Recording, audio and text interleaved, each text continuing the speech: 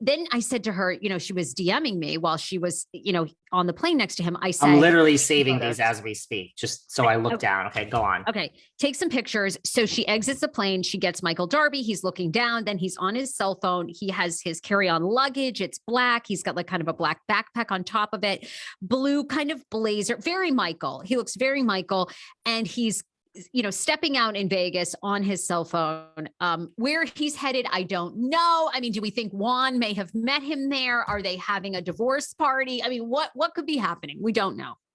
So much happens in Vegas. But the point is he's alone and he's solo and he is, I mean, listen, I don't want to stereotype. I hate to stereotype, but I mean, you're going through a divorce and you're going to Vegas. So, I mean, listen, this is like when I had Mr. Ralph Pittman, shout out, RHOA is back. And he tells me he disappears for 2 days or 3 days, as we saw in RHOA.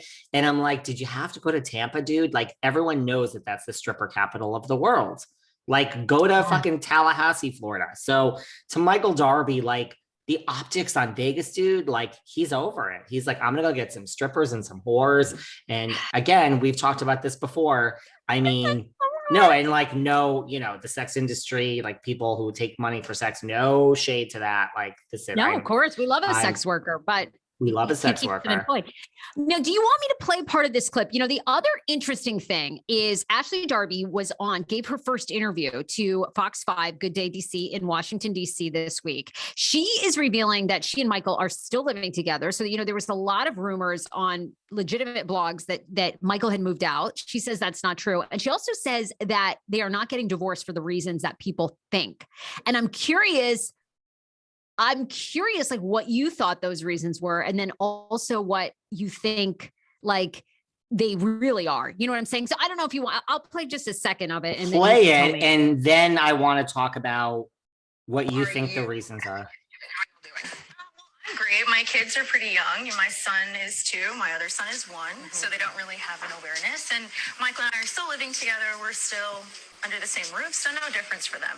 And the latest information for those who don't know, you announced fairly recently that we are separated after almost 8 years of marriage. Michael and I are separating.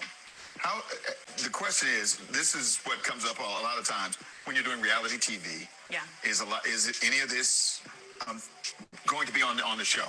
Well, yes, and it does limit a lot of what I can disclose here. So they're documenting, and all of that is unfolding. Right. Ashley, you're very active on social media, and I'm sure you saw some of the reaction and comments on your page, various blogs. What do you make of the public reaction since you put it out? I know ultimately it doesn't matter, but how are you taking it all in? Honestly, I'm not really taking it in, Marissa, because even though I'm a public figure and I put so much of myself out there for public consumption, ultimately, especially now that I have kids, what is most important is their well-being and my well-being. So I appreciate the support that I'm getting, and that's really nice. And that's really all. Okay, that's that clip. And then she goes on, they posted a second one where she basically just kind of insinuates that they're not getting divorced for the reasons that people think. And I'm curious what you think. Well, a couple of things. First of all, like, when you have like a major statement to make, oh God, I don't want to be shady. This is why everyone hates me so much, apparently, on Twitter, but like when you have a statement to make, like I say, go on GMA, Good Morning America. I say, go on like Kelly and Ryan. Like, I mean, no offense to your local home station, Sarah, I mean, that you still work with, but like, couldn't we break this somewhere other than like Fox 5 in DC? No offense to you or like our good friend DJ Richie Sky. But anyway, I don't know. I mean, remember when I told you I kind of tuned Ashley Darby out a little bit, but now she is very interesting to me. I'm not so sure that this was like a Countess Luann or like an Erica Jane where I deep dove into really thinking about why.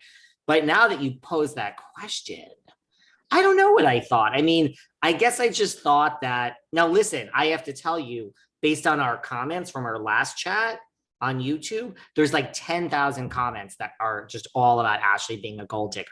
Gold digger, gold digger. It's all about like this bitch. People are saying, I'm not saying this. People are like, she planned this. she planned this. Oh, She yeah. married him for money, stayed there for whatever amount of time, and is divorcing him now, and she's going to get millions, and she's a gold digger. That's what our YouTube constituents, listeners have said. I don't know. I just thought really that what is there to like? I mean, I think I thought that like it was Michael and being, having an open marriage when you have threesomes together or groups or, an orgy of like 30 is different than like I'm home with the kids and my husband's not playing around tonight and he's in Minnesota and who's that girl on his lap. So I think if I really thought about it, which I'm just thinking about right now for the first time, I just thought it was like she was tired of Michael stepping out. Even that's really what it is. Okay, well, see, all right. That's to me, that's what everybody thinks, right? Yeah. His cheating and like that she's a gold digger, right? I think that's what she thinks. When she says it's not for the reasons that people think. So I look, I am hooked. I like them anyway. I like both of them. I wish them all the best. And I just never, from knowing her, I didn't ever get gold digger vibes. I feel like they totally were attracted to each other because they lived in the restaurant world. The sex was great. I think they both were I think they both are kind of bi. Like, I think, I